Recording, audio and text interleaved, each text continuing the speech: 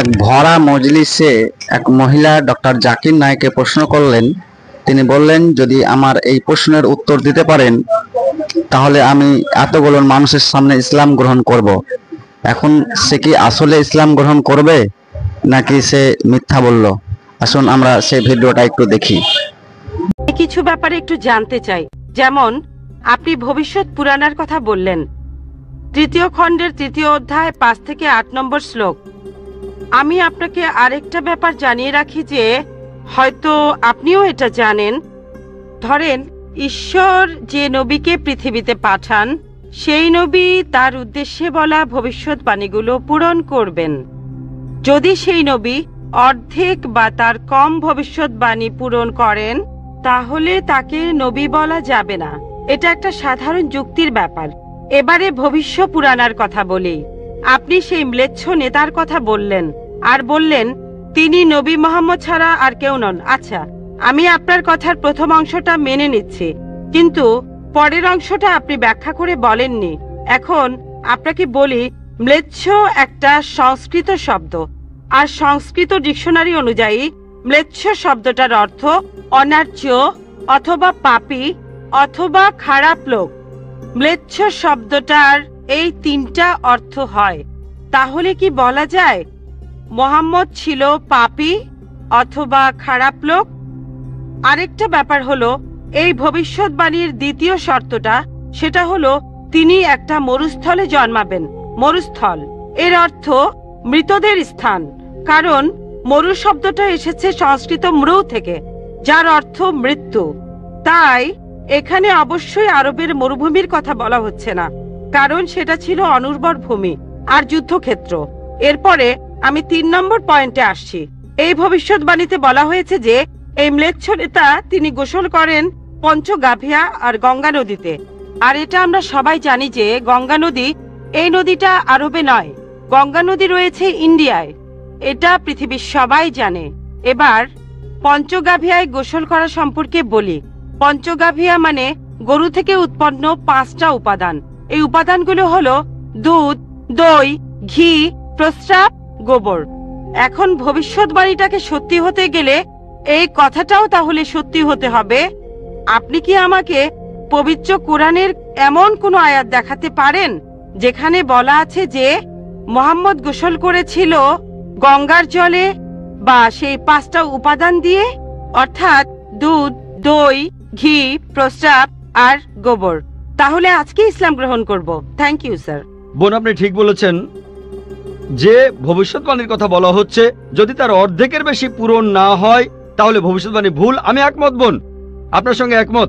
আমি আপনার 3টি প্রশ্নের উত্তর দেব। দেখা যাক আজকে আপনি ইসলাম গ্রহণ করেন কিনা। এটাও হতে পারে আপনি আমার সঙ্গে একমত হবেন না। আমি যা বলবো, আমি একমত। ম্লেচ্ছ এই শব্দটা 3টি অর্থ আছে। ম্লেচ্ছ এর একটা অর্থ হলো অনার্য অর্থাৎ বিদেশি, আরেকটা অর্থ হচ্ছে পাপী, আরেকটা অর্থ হলো খারাপ লোক। আর দেখবেন ইন্ডিয়ায় হিন্দুরা সাধারণত মুসলিমদের বলে থাকে ম্লেচ্ছ। তারা যখন এভাবে বলে তারা আসলে বোঝায় পাপী আর খারাপ লোক, কিন্তু এর আরেকটা অর্থ হলো বিদেশি। যখন আমি লেকচারে কোনো ধর্মগ্রন্থ থেকে উদ্ধৃতি দেই, সেখানে একটা শব্দের যদি অনেক অর্থ হয়, ব্যাপারটা এমন না ধরেন শব্দটার 4টা অর্থ আছে, তার মধ্যে 3টা অর্থ এখানে খাটে না, মাত্র একটা ঠিক হলেও অর্থ সঠিক হতে পারে। যেমন ধরেন কোরআন বলছে তোমরা শূকর খেও না।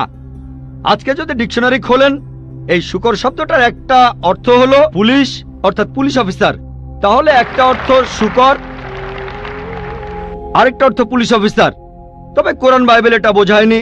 বাইবেলে বুক অব লেভিটিকাস 11 অধ্যায় 7 থেকে 8 অনুচ্ছেদে আছে, বুক অব ডিউটেরোনমি 14 অধ্যায়ের 8 অনুচ্ছেদে আছে, বুক অব আইজায়া 65 অধ্যায়ের 2 থেকে 5 অনুচ্ছেদে আছে, বলা হয়েছে তোমরা শূকর খেও না, কিন্তু পুলিশকে বোঝায়নি বাইবেল।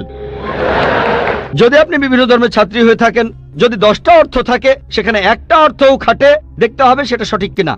2টো সঠিক হতে পারে, 3টা সঠিক হতে পারে, সবগুলো সঠিক হতে পারে, কিন্তু যদি মাত্র একটা অর্থ সঠিক হয় এতেও ভবিষ্যৎবাণীটা ফলে যেতে পারে।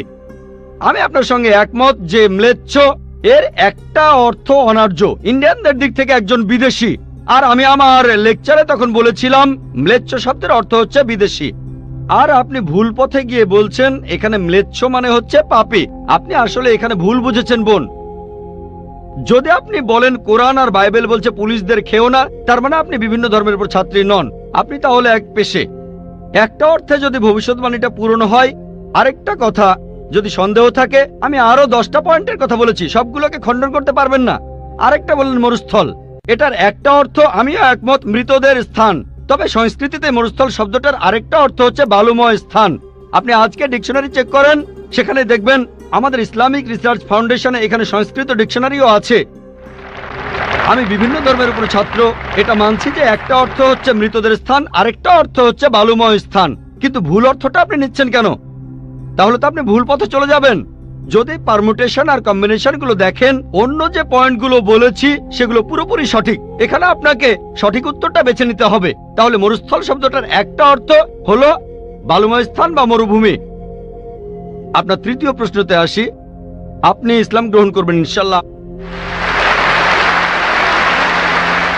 তৃতীয় প্রশ্নটা, আমি যে ভবিষ্যৎবাণীটার কথা বলেছি যে নবী মুহাম্মদ সাল্লাল্লাহু আলাইহি সাল্লাম পঞ্চগর্ভে গোসল করেছিলেন গঙ্গা নদীতে, এখানে বুঝে নিতে হবে যখন আমরা বলছি যে হিন্দুদের রীতি অনুযায়ী যে কেউ পঞ্চগর্ভে বা গঙ্গায় গোসল করবে তার অর্থ বিশুদ্ধ হবে।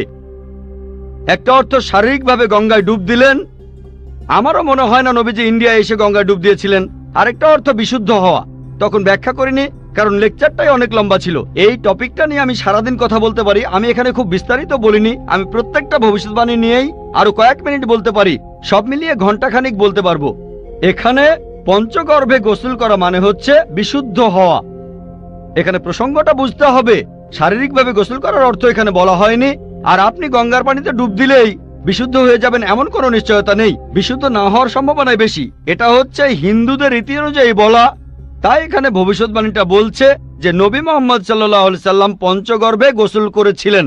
তার মানে এই না যে তিনি এখানে এসেছিলেন, মানে হলো আল্লাহ তাআলা তাকে বিশুদ্ধ করেছিলেন। আমরা বিশ্বাস করি যে আল্লাহ তাআলার সকল নবী, সকলেই হোক তিনি মুসা বা ঈসা আলাইহিস সালাম অথবা মুহাম্মদ সাল্লাল্লাহু আলাইহি সাল্লাম, তারা সকলেই ছিলেন মাসুম, তারা ছিলেন নিষ্পাপ, ছিলেন বিশুদ্ধ।